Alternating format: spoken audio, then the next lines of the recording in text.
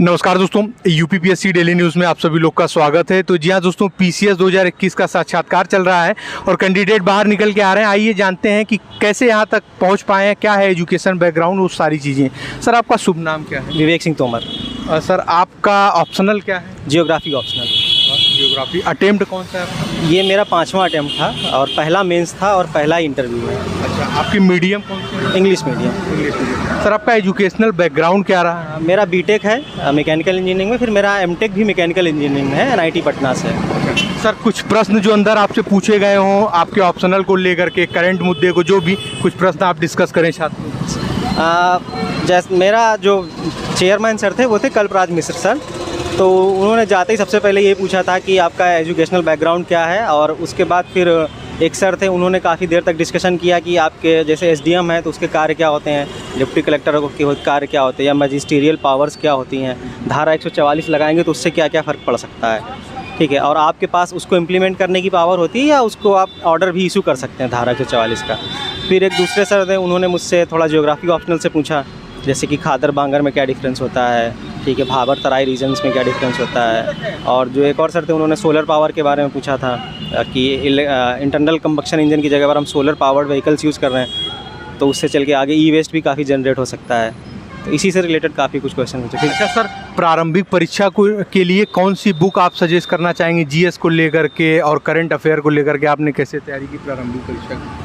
प्रारंभिक परीक्षा के लिए एनसीईआरटी पढ़ना काफ़ी ज़रूरी है और उससे थोड़ा आपका बेस भी बनेगा। काफ़ी सारे सब्जेक्ट आप उससे कवर कर सकते हैं। सारे सब्जेक्ट के लिए एनसीईआरटी पढ़नी नहीं होती है, मतलब कैसे हिस्ट्री ज्योग्राफी इनके लिए तो ज़्यादा इंपॉर्टेंट होती है। और घटना चक्र भी आप पढ़ सकते हैं, उसमें मतलब क्वेश्चन आंसर्स ही होते हैं, तो आप जितने ज़्यादा क्वेश्चन प्रैक्टिस करेंगे उतना आपको काफ़ी बेनिफिशियल रहता है। अच्छा सर, कुछ शॉर्ट टर्म के लिए कुछ, अगर मान लीजिए समय किसी के पास कम है, 6 महीने का समय और 4 महीने का समय, प्रारंभिक परीक्षा देना, उसके लिए कुछ क्या उनकी तैयारी होनी चाहिए, कुछ ऐसा आइडिया? इस केस में जितने ज़्यादा से ज़्यादा आप मॉक लगा सकते हैं, ठीक है। मॉक से क्या होता है कि एक आपका एक मेंटल लेवल उस टाइप का डेवलप हो जाता है ताकि आप क्वेश्चन को अटेम्प्ट कर सकें।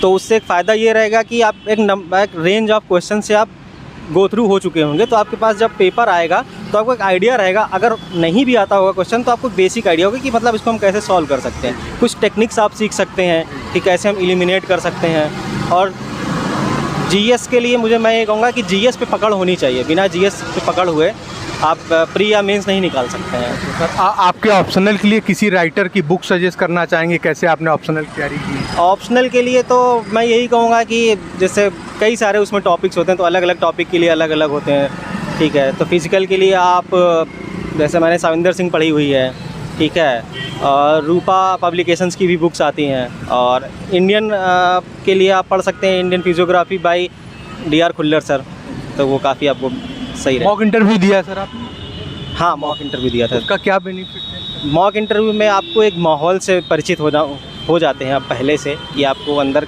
कैसा माहौल मिलेगा, ठीक है।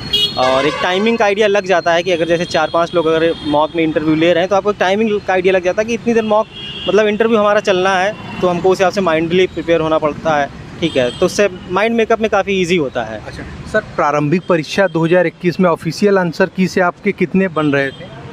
2021 में 85 प्लस बन रहे थे। सर आपको हमारे चैनल की तरफ से और हमारी तरफ से बहुत ढेर सारी शुभकामनाएं कि आपका सिलेक्शन किसी बड़े पद पे हो इस बार। सर बहुत बहुत धन्यवाद सर।